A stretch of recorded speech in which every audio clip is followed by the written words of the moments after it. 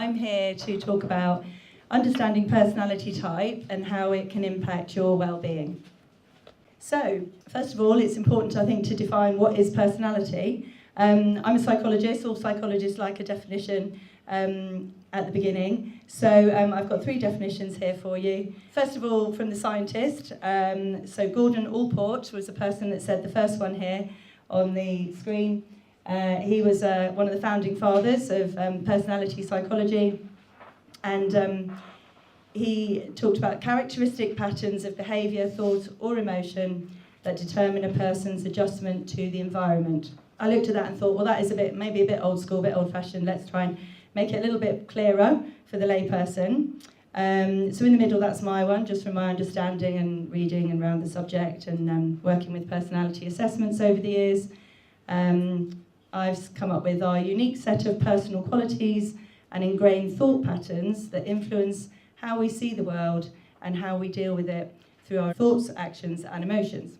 And then the last one, which is just a bit of fun, but I liked it and I thought I'd put it up there as well. Let me know if you recognise it. Today you are you, that is truer than true. There is no one alive that is youer than you. Anybody heard of that one? Anyone know where that's from? Dr. Seuss? No, it's Dr. Seuss, The Cat in the Hat. Yeah. And I like that one. That really kind of brings out the uniqueness as well, doesn't it? Okay. So why do we measure personality? What is it about personality that's important? Why are psychologists so interested in personality? There's a number of different reasons why we do this, and you can start to see from the list there on the slide how these different elements can really link into our well-being and can help us in our work and in our home lives. So we can work out where our strengths lie, find out a bit about our blind spots, so things that other people might see but we don't know ourselves. We can understand what motivates us, figure out why we behave in certain ways, and know how and why we produce our best work, and then also potentially our worst. And in lots of different areas, so I've listed a few here, in relationships, in teamwork, in career choice, dealing with conflict, managing others, and in personal growth. And we'll talk a little bit about these as we go through the presentation.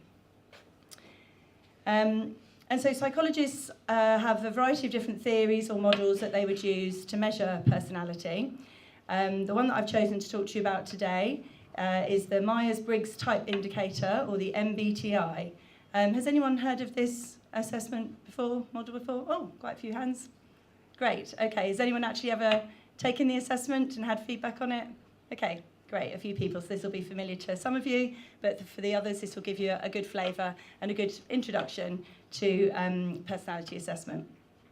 Okay, so the Myers-Briggs, or the MBTI as it's sometimes called, is a framework for looking at and understanding differences between people. It's a really popular tool. It's used globally. Over 2 million people, as it says here, take the MBTI assessment every year. And it's actually been translated into more than 20 languages and used all over the world.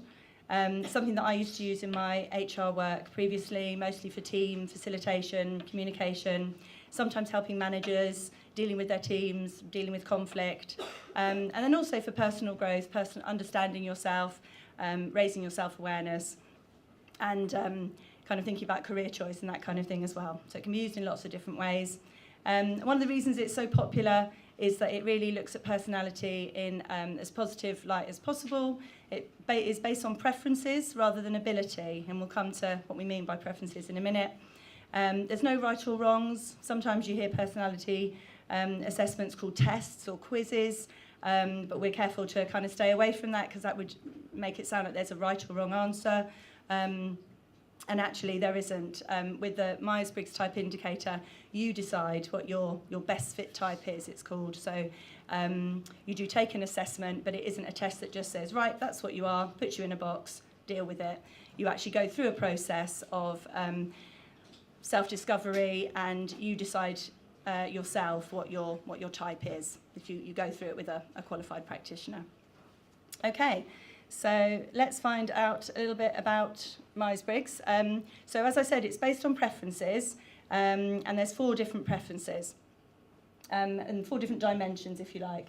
The first one is about the source of energy, where you get your energy from. And we're all different. We all operate in different ways. And at one end of the dimension you have extroversion, and the other end you have introversion. The second dimension that the Myers-Briggs looks at is the way that you gather information, so the kind of information you pay attention to. The third one is about decision making, how we come to decisions, how we solve problems, those kind of things. And then the final one is how we relate to the external world, how we kind of like to live our lives. The idea is that each person, each of us, will have a different preference on each of those dimensions. You would be either an E or an I. You can't generally have a preference in both those areas, although you can and do use the different types of behaviours, but you'll have one specific preference. Okay. Before we get into the detail of that, though, I just want to say a little bit about preferences and what the model means by that. So if everybody could just fold their arms, like the chap in the picture here. Sorry, we'll put down your notes and things. Fold your arms. Great, okay. Great, and now if you could unfold them and then fold them the other way. So put your other arm on top. Yeah? Okay. So have a think about how that felt the first time I asked you to do it, and then the second time I asked you to do it. So the first time probably felt comfortable, quite easy and smooth. You didn't really have to think about it. You've done it lots of times before, and you've been doing it for years, so it's quite automatic. That's what we mean by preference. You folded your arms in your preferred way. The second time around, perhaps it felt a bit awkward, a bit less comfortable. It maybe took you a bit more time, and you had to concentrate harder. But the point is that you could still do it. So you were folding your arms in your non-preferred way, but you could still do it. And if you practiced, you would improve how comfortable it felt and how quickly you could do it. So that's what the Myers-Briggs model means when it talks about preferences. On those dimensions that I mentioned earlier, you may have a preference for S, which is about being detail-focused, but you can still operate in the other dimension with the N, the intuition that's called. It might feel a bit more awkward, it might feel a little bit uncomfortable, but you can still do it. Okay. So just to give a bit more detail around the different dimensions, and so you can start to think about where you might fall on those different dimensions. Obviously, it's just a bit of a whistle-stop tour, so don't worry if some of them might feel quite clear to you, and you might think, oh yeah, I'm definitely an E. But others you might think, oh no, sometimes in some situations I'm an E, sometimes I'm an I, that one's a bit more tricky for me. That's really common. Anyway, in terms of where you draw your energy from. So the little robot, the I, he is plugging in and he's recharging his battery. He gets his energy from his inner world of thoughts and feelings and personal reflection, whereas the E will get his energy from the external world, quite often from other people. He'll recharge his batteries by being with other people, socialising, getting energy from the outside world. And how that can play out in real life, in work and in home life, you can see here with some of the bullet points. So if you're in a meeting or a social situation, somebody with an E preference might be more expressive, more obviously expressive in a meeting. They like to talk things through. So when they're talking and words are coming out of their mouth, their thought might not be quite fully formed, but that's okay with them because they're bouncing ideas off other people and they're developing their thought or their opinion as they're talking to others. They may make quite lengthy contributions in meetings and they might interrupt others, and they don't mind being interrupted because they're building their ideas, focused on the external world. Somebody with an I preference, however, might seem a bit more contained in meetings. They prefer to think things through first in their inner world, drawing their energy from inside them. And when they do speak, the thought is more likely to be fully formed. So they often will make more succinct contributions. And someone with an I preference often can be a great listener and will prefer to take turns in a meeting rather than kind of interrupt and talk over other people. So you can already start to see where if two people with two different preferences that weren't particularly self-aware or didn't really appreciate the differences between themselves and other people, there might cause some conflict, there might be some misunderstandings, there might even be some irritation. So when we're thinking back to well-being and the different kinds of things that might be stressful for us, we can see some obvious things here just in the first dimension. Thinking a bit about workspace here as well. Somebody with an E-preference might really quite enjoy some of the open plan spaces that we see today in lots and lots of modern offices, because they can work with other people more easily, ask questions quickly, bounce ideas around, and probably don't mind the kind of hubbub that comes with open plan space. However, somebody with an I preference might sometimes need to have quieter, more private space to concentrate, and they might feel a bit kind of overstimulated by constantly being in an open plan office. Then thinking also about contacts and friendships as well, actually. Somebody with an E preference tend to develop large networks of contacts, whereas an I preference might develop fewer relationships and be more comfortable with that, but they might be deeper relationships, more meaningful relationships. And then at the bottom here, stressors. So as Tanya was saying in her talk at the beginning, we're all different, and different things will stress out different people. And we'll see on all these slides when we run through the dimensions how you can really see how differences come across. So on the E side, it might be stressful for someone with a strong extroversion to be spending too much time alone, or have not very much external stimulation, whereas actually it's the opposite for somebody with an I preference. They might be stressed by too much time with other people and too many external distractions, and they might need to go away and kind of recharge their batteries in some quiet time alone. Just also to remind you though, it's not, preferences is very much about a preference, not an ability. So it doesn't mean that someone with an I preference won't go to a party and won't enjoy themselves, but they will also, that won't necessarily charge their battery. That may leave them feeling drained and tired. So they'll need some time alone to kind of recharge. Okay, so moving on to the next dimension, it's all about how you take in information. We've got S and N. S is, the label is sensing, so paying attention to the 5 senses, and N is about intuition, paying attention to the bigger picture. So someone with an S preference pays attention to the detail. So they will be, like me, getting out the instructions, laying out all the pieces, checking that you've got 10 of those little screws and 5 of those little widgets before they start following the instructions and putting things together.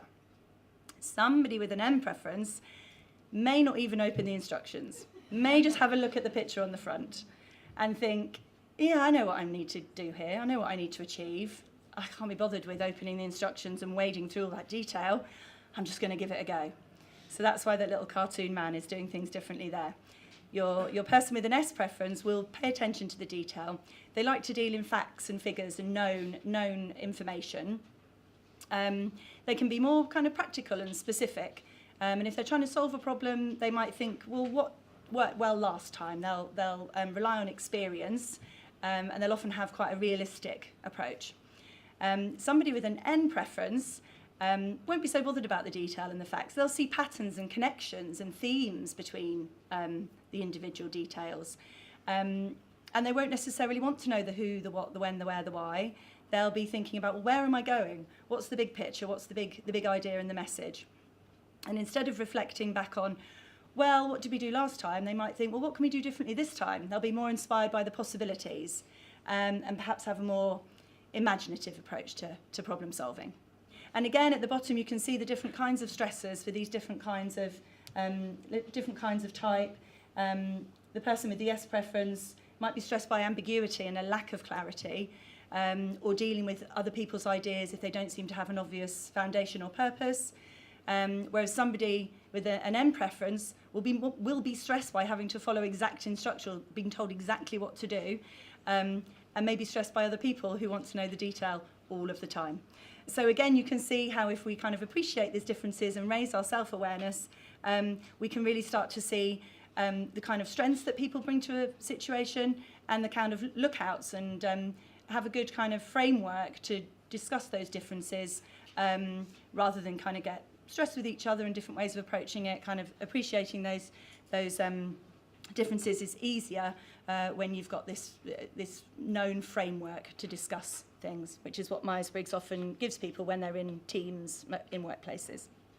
Okay, so the third dimension was all about how you make decisions. So thinking and feeling are the labels given to this.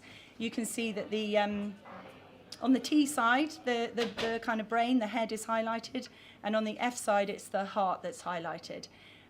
People with a T preference tend to make decisions by stepping out of the problem and distancing themselves so they can look at something objectively and logically. Somebody with an F preference is more likely to kind of step into the problem and apply their own individual values. They might seem more compassionate. They might think about the other people that are involved and how they might be feeling about the decision. The definitions of fairness can be different. So you see on the T side, they would think fairness might be treating everyone equally. Whereas on the F side, people will often see as treating everyone individually, and that would be their definition of fairness. And at the bottom again, you can see the two different sorts of stressors, and they're kind of the opposites of each other again. And as before, it doesn't mean that people with a T preference can't be feeling, can't think about other people. I used to work with a colleague who said she was a very strong T, and she used to talk about how she would write her email to somebody, straight to the point, all the detail, all the important information, and then she would think about who she was sending it to. And if she thought it was somebody that was an F, she would call fluff it up.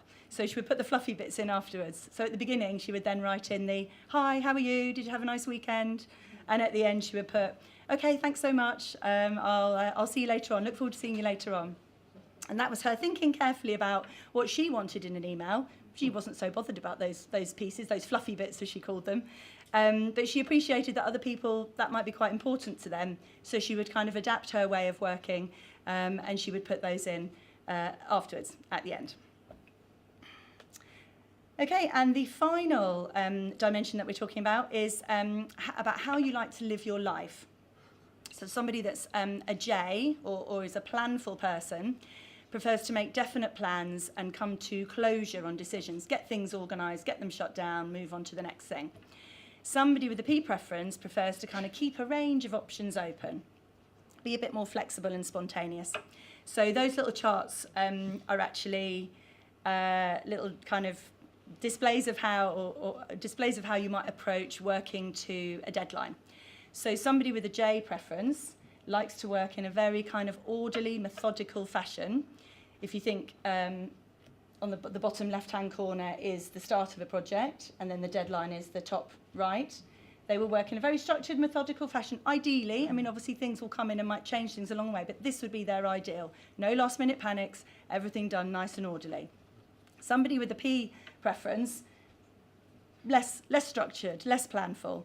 They have different types of activities, things go in fits and starts. Sometimes they'll be doing lots of stuff, sometimes they'll ease away, they might wander around and do different things. And then there's a sudden burst of energy at the end, but they still hit their deadline. And somebody with a J preference might look at that and think, oh, that's my worst nightmare, that's really stressful, I need to avoid that as far as possible. Somebody with a P preference might be quite happy to stay up all night, late into the early hours of the morning, finishing off an assignment when you're thinking at college and university days, or even at work. And they're quite energised by those last-minute pressures. So again, you can see the stresses are very different. Different people have different things that will make them feel under pressure, under stress.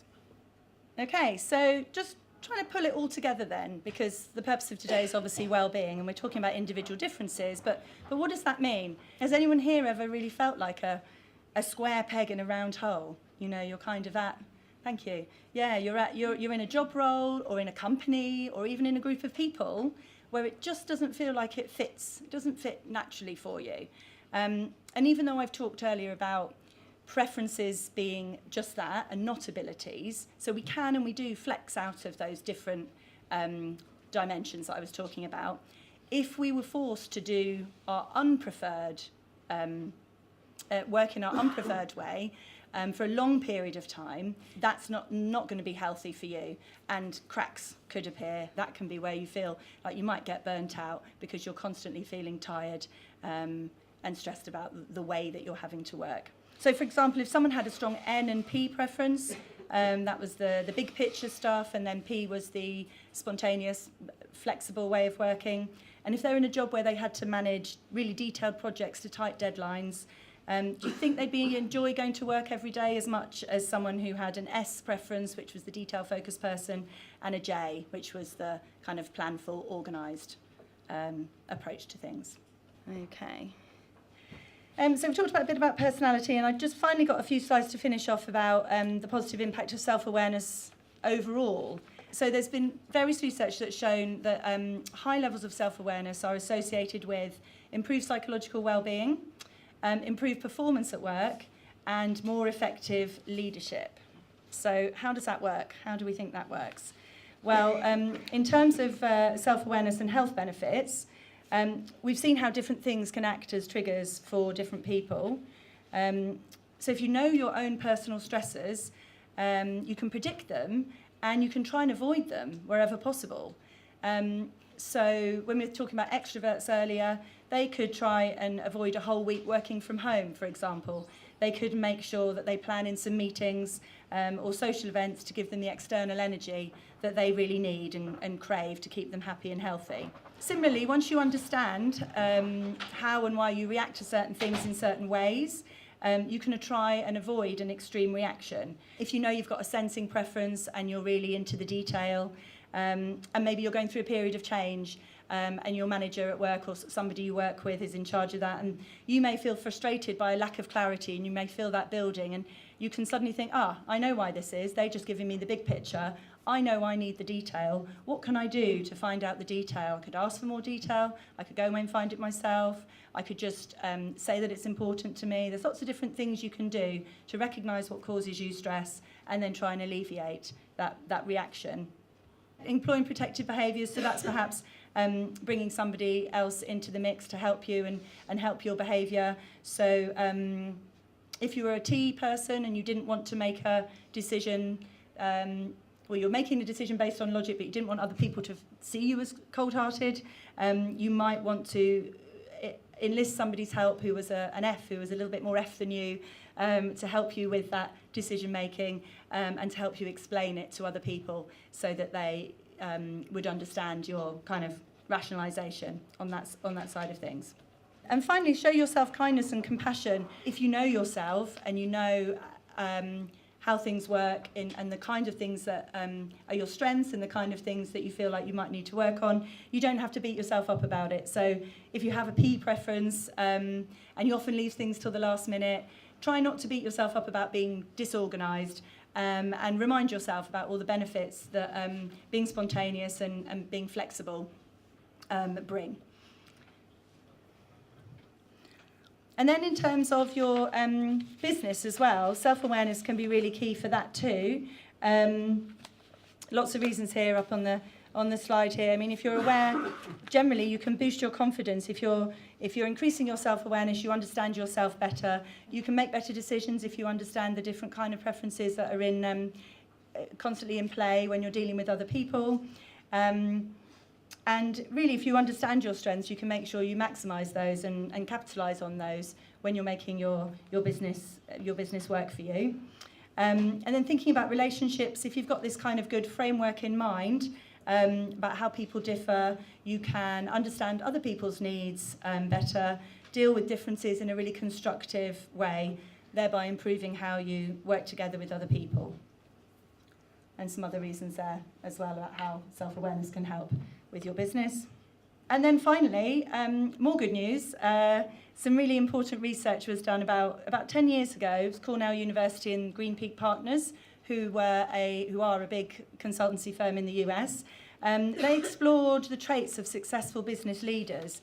They measured around 100 top business leaders and a whole range of things, including technical skills, financial knowledge, intellect, and also interpersonal skills and self-awareness. And then they looked at how successful each business was in terms of their financial results. And they discovered that the thing that was most strongly linked to how successful the businesses were was actually self-awareness. That was more important in terms of financial results than an individual's technical competence or their IQ, their intellect or their IQ. And that's really important finding. And so recruiters and headhunters, when you look at executive leaders, over the last 10 years have really been focusing much more on interpersonal skills and emotional intelligence, which might be another concept that you've heard of, because there's a realisation that it's not just about technical competence that will make leaders great and make businesses succeed. These softer skills of interpersonal stuff and self-awareness are also really, really important. So to kind of sum up, not only does increasing self-awareness really benefit your health and you individually, it can also really help your business to succeed as well. Thanks very much.